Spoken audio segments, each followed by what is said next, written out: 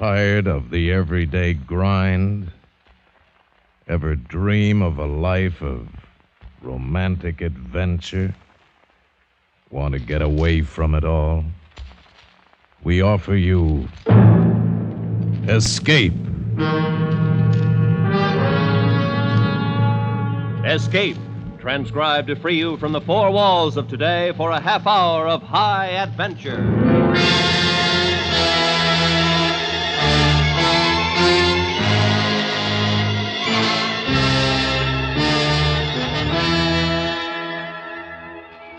You are lost in the trackless wild of the Irish moors.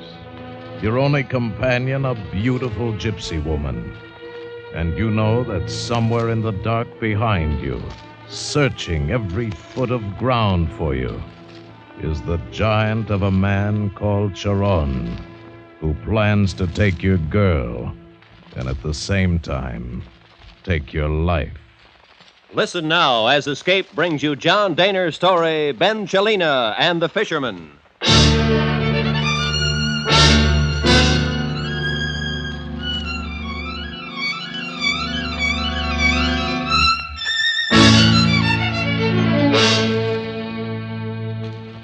It was a cold and gusty night that found me sitting over a whiskey in a pub in Ballimoran, a lonely village situated on the bleak uplands of County Mayo in the west of Ireland. I had come over from London for a fortnight of trout fishing, which I'd been told was excellent in these parts. As it was late and the pub deserted, I was questioning the proprietor, one Hackett J. O'Cool, about the lakes and streams nearby. He was a little man, all mustache and eyebrows, and a bowler hat pulled down over his ears, industriously polishing the glasses behind the counter. And through life unblessed we heroes. So, you're here for the fishing now? Yes, I've been told it's excellent here. Oh, that it is, that it is. Losing all that made life dear. Well, where would you suggest I make a start?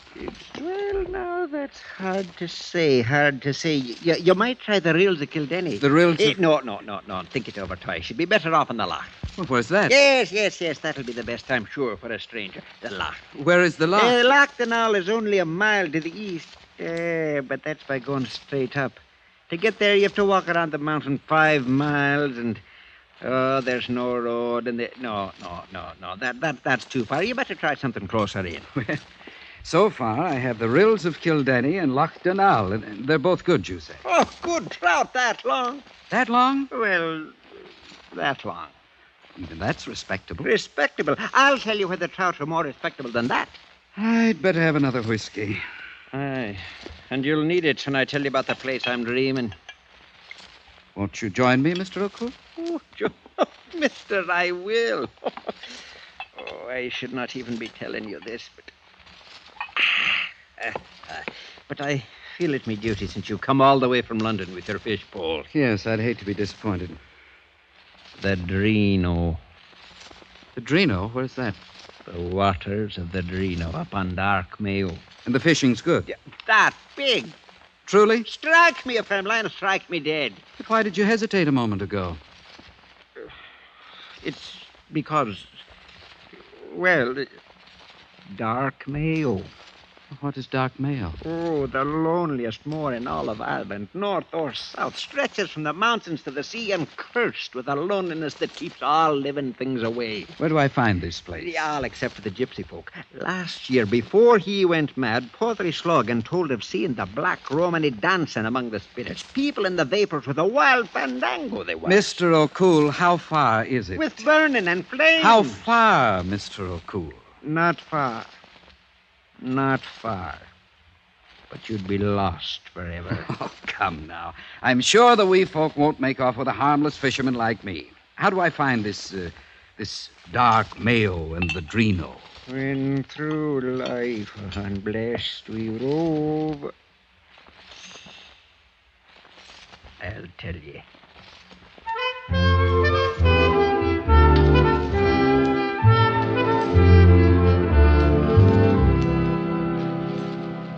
The following day, I gave myself an early start and arrived after an hour's walk at the place described by Mr. O'Cool, Dark Mayo and the waters of the Drino. It was a cheerless expanse of ancient rock and wild gorse, shrouded over with lifeless tatters of mist or vapors. I could readily understand the natives' reluctance to set foot on this bleak ground. But the deep flowing waters of the Drino excited me in this barren land, and soon I had my line in the water. Mr. O'Cool was right. The trout were magnificent, and my luck was with me. It was almost noon when something really big struck at my fly. Blast! Missed you. Well, I'll get you yet. Who's there?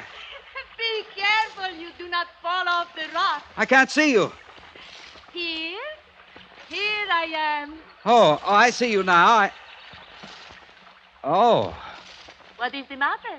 but nothing. It's so lonely here, so desolate. I didn't expect to see anyone, let alone a beautiful young woman.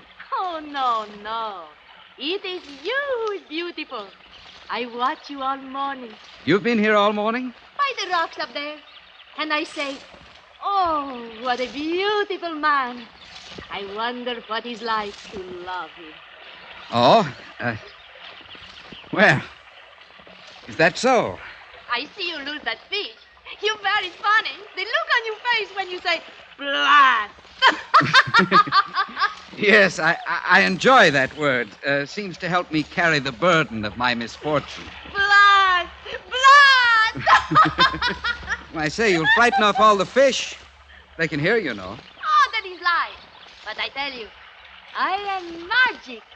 All morning I make you catch fish. All the fish, all morning.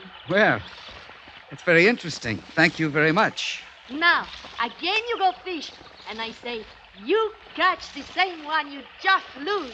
I hope you're right. Well, here goes. Cross your fingers or whatever it is you've been doing. Now, into that pool over there. Perfect. Now we'll see. Yes, you will catch him very soon. Working your magic? Yes, magic. Good. You know, you worry me. Why? Aren't you cold, dressed like that? I am not cold. Hardly fitting for the rigors of Dark Mayo. Don't you like? Fascinating. Inadequate, but there he is again. Got him. You see, the magic works. He's a fighter. I'll have to work closer to him. Oh, be careful that rock you step on. Now, boy, I've got you now. I've got... He's slipping. The rock. Oh, I help. I'm all right. I can just... Oh, what is the matter? Nothing. I'll be all... Oh, let me help you. I must have twisted my ankle. I can't put any weight on it. Here, take my hand. Oh, you'll get all wet. No, hold now. So, up, slowly. There now. Thank you. Poor, beautiful man. Let me look at your leg. Can't see nothing. It hurts. Can't put my weight on it. You come with me to my caravan. I fix you. Why not back to Ballymoran? It is too far. My caravan is closer. Come, I show you.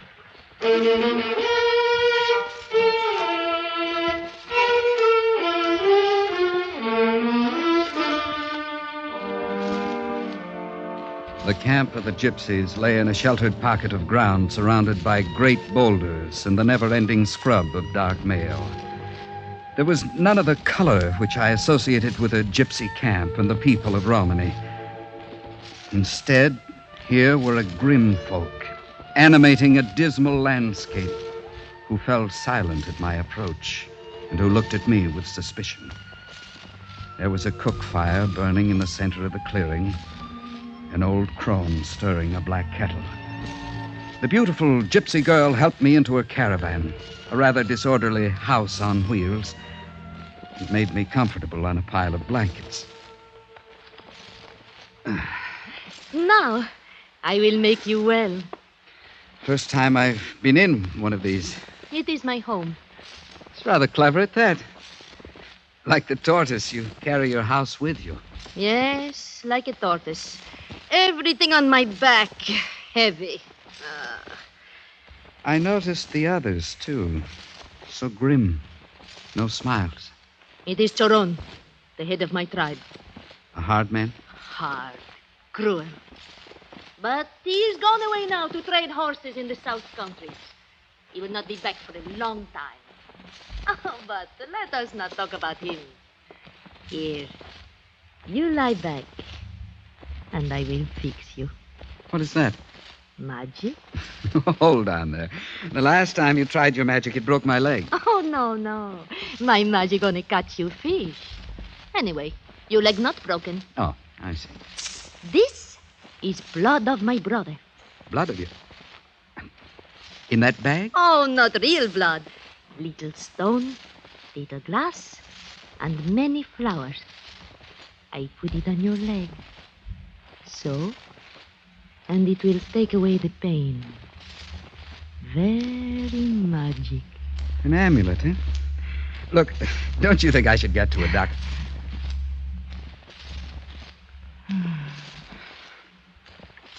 Why did you do that? You are beautiful. I like to kiss you. Yes. Does seem to help. You like to? I think we should try it again, just to be sure.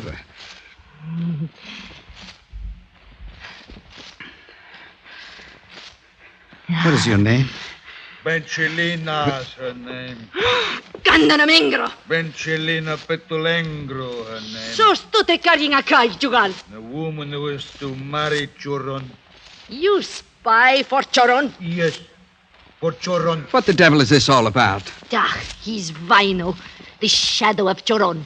He's the coward who whispers the ugly stories to his master. Now, look here. Oh, Gorgio, you rest. This is not your fight. You rest. You, Carlo, what are you doing here tonight? Choron is coming, Benscelina, you know. I will not be here. He will find you. Then I will be dead. I will not marry him. So, I shall sit here and wait until he comes. Do your waiting outside, Carlo. No. Choron says I watch. I watch. It will be a long watch. Not long. Choron comes in the morning. In the morning? He is coming to take his bride, the beautiful Benscelina. You lie. He's in the south. But what will Choron say in the morning when I tell him the beautiful Benscelina was kissed the Gorgio here? You will not tell Choron anything. He will cut you in the face in the morning if I tell him it's not so. You will not tell Choron anything. Benscelina. In the morning, Benscelina. Not anything!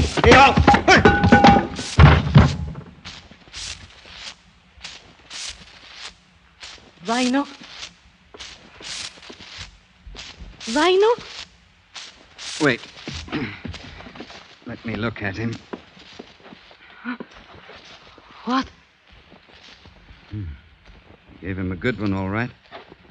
Is he dead? No. No, but what happens now? We must go.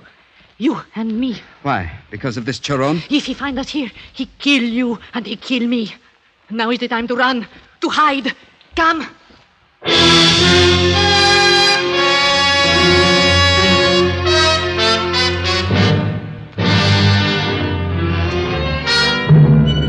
You are listening to Benscelina and the Fisherman, tonight's presentation of Escape. In the world of narcotics, a pusher is someone who sells the illegal drugs. Tomorrow evening, CBS Radio's Night Watch Police tape record an actual attempt to make a sale, an attempt intercepted by alert night watchers. Every Friday evening, CBS Radio spotlights true, dramatic police proceedings on Night Watch. And now, Escape and the second act of Benscelina and the Fisherman.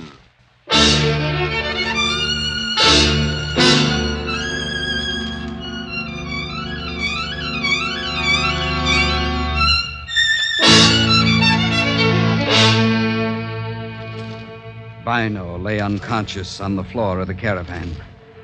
There was a sickly pallor to his face, and as I looked at his still form, a wild thought came to me. What if he's dead?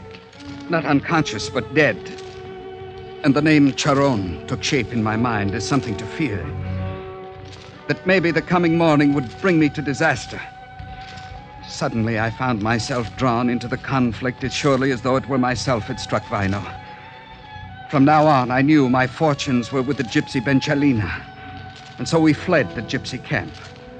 All night, Benscelina drove the horse cart at high speed over the moor, over the endless miles of dark Mayo, until at dawn the road dwindled to little more than a cowpath, and we came to the sea. There was a stone cottage standing alone on a cliff. But something was wrong. Oh, no, not here, not here. What's the matter? I came all the way west, but I take the wrong road. I am lost. Get up! What are you doing? I must find the road. But you're going back. I must find the road. It's suicide. We can't go back. Charon is following. Give me the reins. No. Give them to me. No, I Give them. No. Now be sensible. If we go back one step, we'll walk right into Charon. He can't be far behind. We'll find some other way. We'll go back to that cottage and ask. Yep.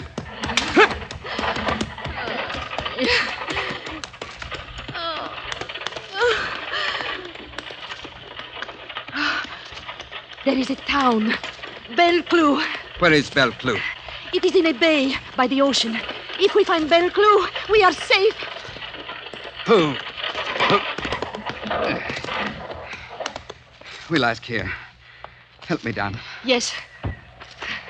Now, give me your hand. Your foot is better? Seems to be. Now, let's see if there's anyone about.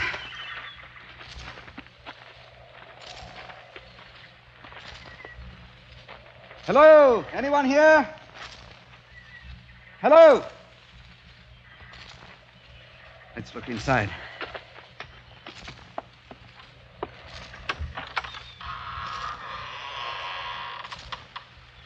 Deserted. Come, Don't go in. Why not? There is death in the house. Death. Come now, it's just an ordinary cottage. Death has been here. Or death is waiting. I know. In my bones, I know.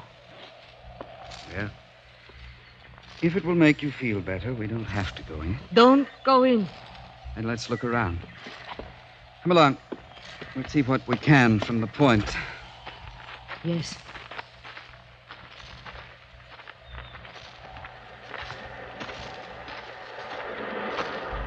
There you are. The ocean. It makes me afraid. The waves, the water. We're so high. You're afraid of many things. The Romani are afraid of the great oceans. Good. Maybe that will keep Charon away. Ah, not Choron. He will follow anywhere we go except... Wait. Look. What? Over there. The bay. Where? No. Farther along the coast. See? The town. Oh, yes. Belclou. I know it is. The town you were looking for? Yes. But see, there is no road along the cliffs. No way to reach it from here without going back. We can't do that. Wait a minute. I have an idea. I'll go down to the water. Maybe there's a boat that belongs to this cottage. If I find one, we can make our way around the point and cross the bay to Belclou. You stay here and keep watch. I'll be right back.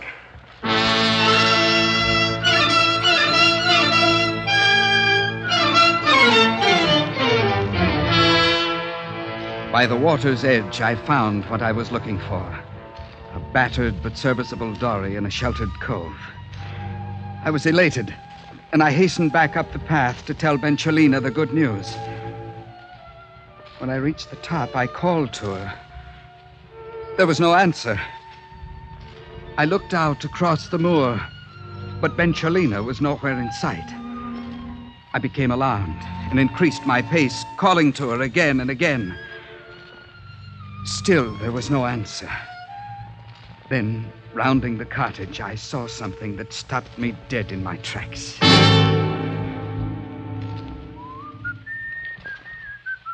There in the sun, sitting on a stone wall, swinging his legs back and forth, was a man.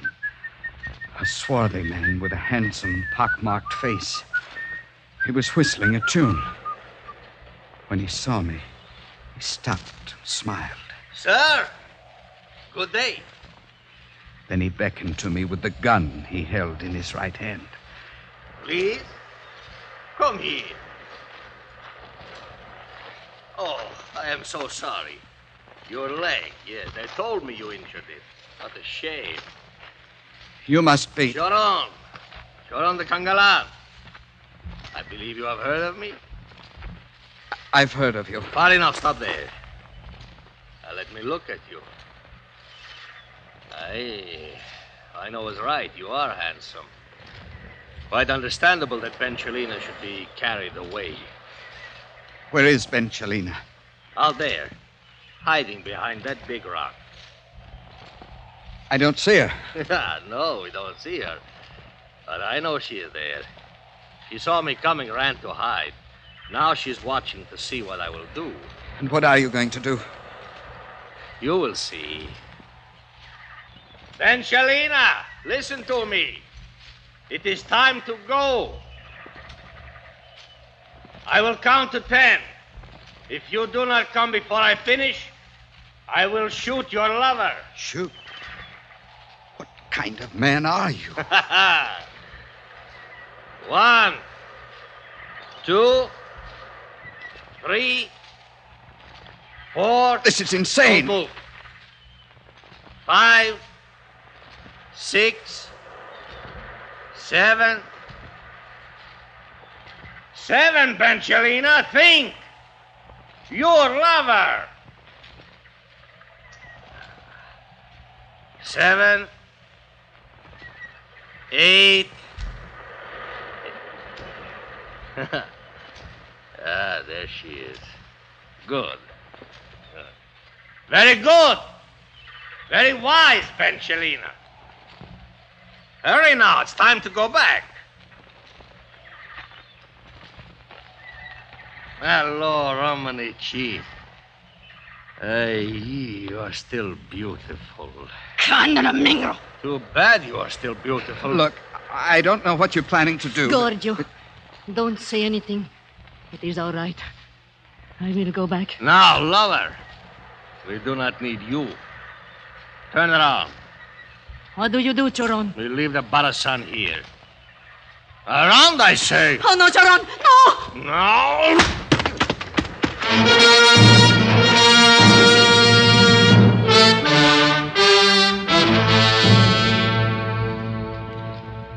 It must have been a savage blow, for I lay unconscious most of the day. When I opened my eyes, the clouds had blanked out the sun, and the sky was threatening. I dragged myself into the cottage. It was empty. In one corner, there was a pile of dried seaweed, and I fell across it. For a long while, I lay unmoving. Then came the wind, then the rain. I managed to find fuel to light a fire in the hearth. At least I would be warm. Night came. It was sometime during the early hours when, looking toward the door, I saw it swing slowly open. I rubbed my eyes and looked again. Framed in the doorway was a man. I looked closely, then I recognized that it was Choron. He was standing in the heavy downpour, his right hand behind his back. I bring you a bride. I don't understand you. I bring back your love. What have you done with Benscelina? She is with me. You want to see? Of course I want to see Benscelina. All right, then look! Benscelina, come. Benscelina! It was unbelievable. what only that morning had been a wild and beautiful creature, stood before me now, a hag, with incredible brutality. Charon had carved 1,000 deep wrinkles into her face and broken her teeth into ugly snags. Her hair hung lank over her face. Only the eyes showed it was Benscelina. She stared at me, and 1,000 raindrops, like 1,000 tears, poured down her mutilated face. You like her? Your bride? What have you done to Benscelina? She is yours, parasite. You foul, insane... What have you done? Do not come closer. I'll kill you, you evil coward, you rat. Giorgio, no. He will shoot you. I'll kill him. One more step and I shoot. No, Charon. No! Stop! Get out of... Oh. Benscelina.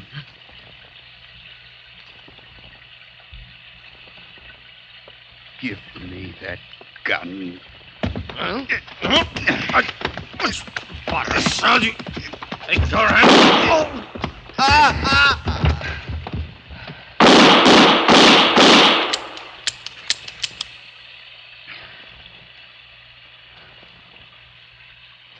Charon was dead at my feet. Benscelina's body lay a little to the side, her black hair covering her tortured face. I looked at her for a long while. Then I went outside. Dark Mayo was suffering under the heavy rain. I walked down the path to the road, and then down the road.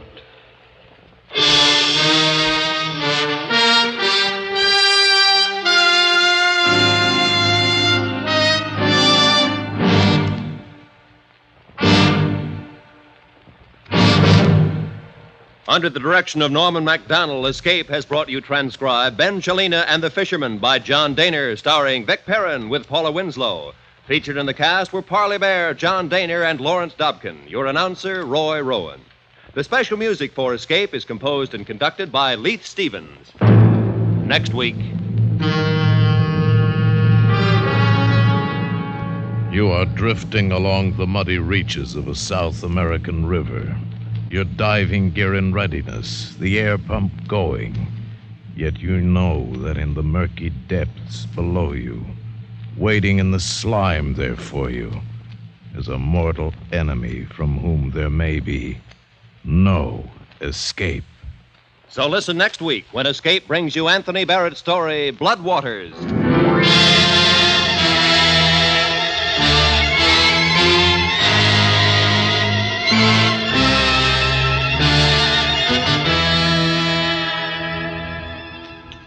CBS Radio brings you the great news reporters of the CBS Radio Newsroom, Edward R. Murrow, Lowell Thomas, Robert Trout, and a long list of familiar names for news.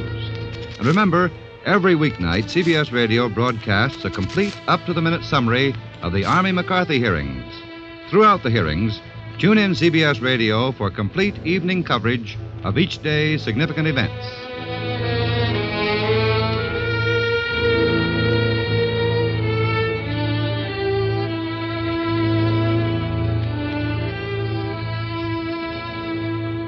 Listen for Robert Trout reporting on the news on the CBS Radio Network.